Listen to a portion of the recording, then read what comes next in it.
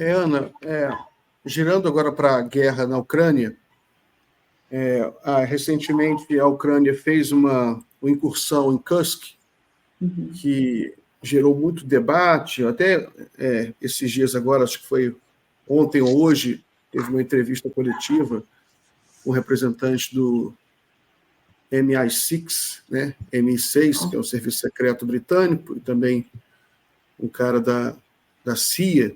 Ninguém entendeu muito bem, porque foi a única vez na história que eles fizeram uma coletiva juntos, né? Dois chefes de serviço secreto, em que eles falaram que foi muito...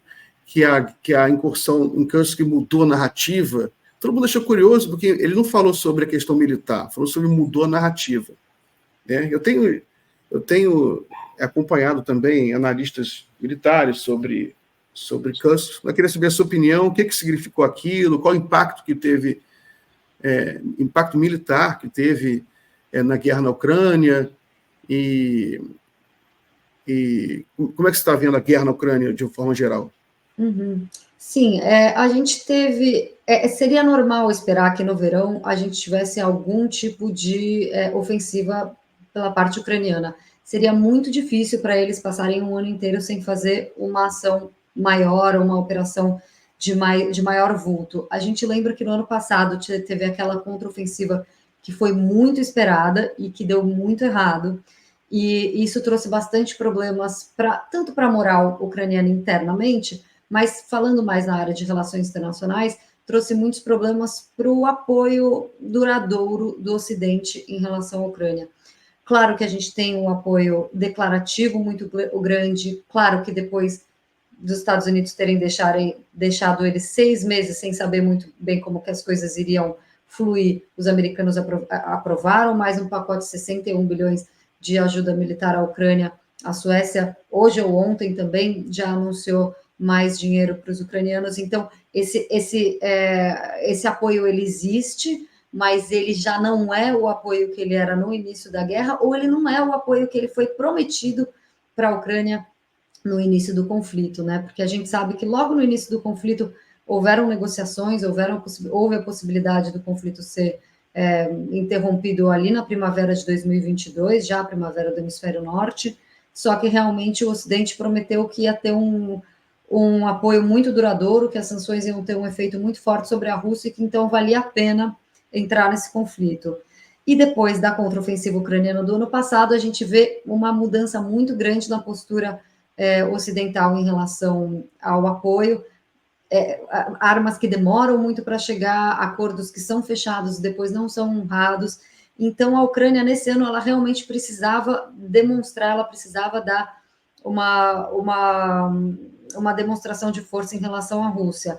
Mas qual que é a questão principal? A questão é que esses esforços ucranianos, essas operações ucranianas que são feitas hoje em dia, elas não são necessariamente feitas para modificar o rumo militar do conflito.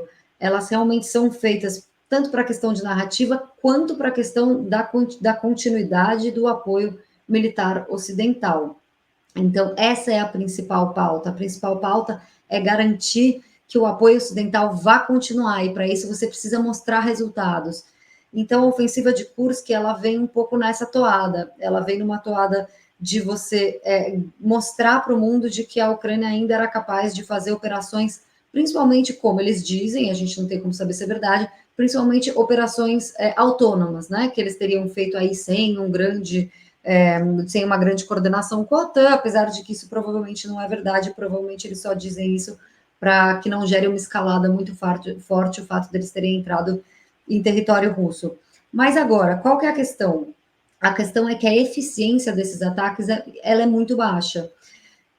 Já faz mais de uma semana que foram detectados, né, de que já não há avanços dentro do território de Kursk.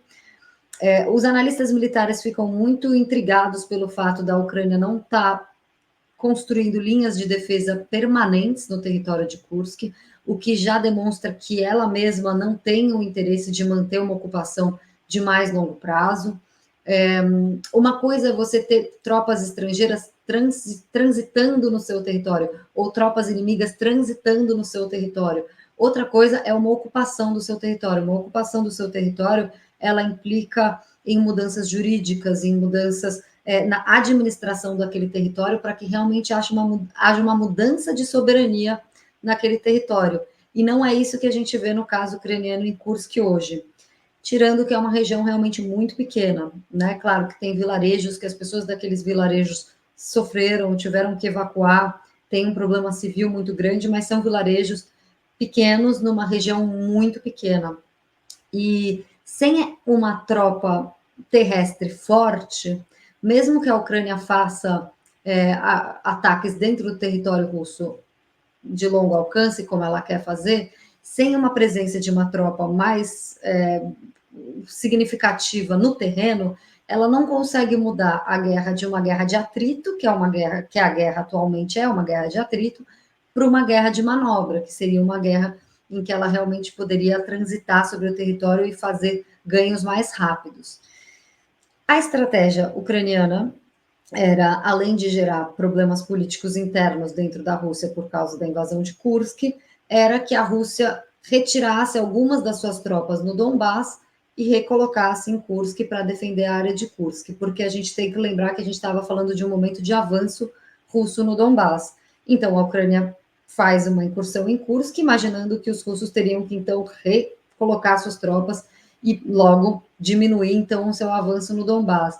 Mas os estrategistas militares russos, eles tiveram uma outra ideia, eles acharam muito melhor não fazer o contrário, aproveitar que a Ucrânia tinha retirado boas tropas, segundo os russos, tropas de elite e tal, tropas bem treinadas, foram colocadas em Kursk e deixaram o fronte do Donbass numa situação de menos defesa do que já estava, né? Então, se os russos já estavam avançando com dificuldades, porque a gente está falando aqui de uma guerra de atrito, de uma guerra super complicada, em que os avanços vêm a custos altíssimos.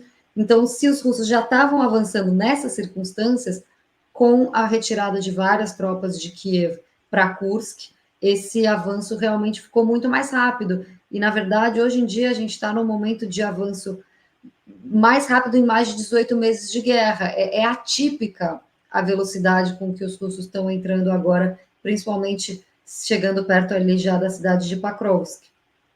Não é a tônica dessa guerra um avanço tão rápido.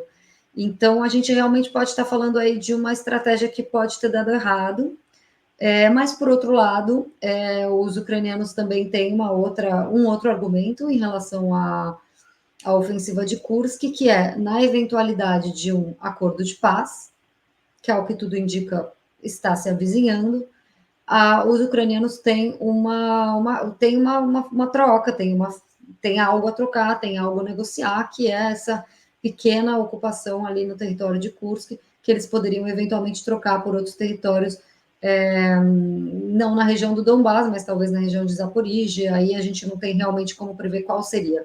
Mas a ideia dos ucranianos seria que, olha, a gente também tem um trunfo aqui para sentar na mesa de negociação, o que eles realmente já estavam ficando sem, né, capacidade de negociar ali numa posição mais de igualdade, assim. Então, do ponto de vista ucraniano, isso pode ser uma coisa que favoreça eles no processo de paz.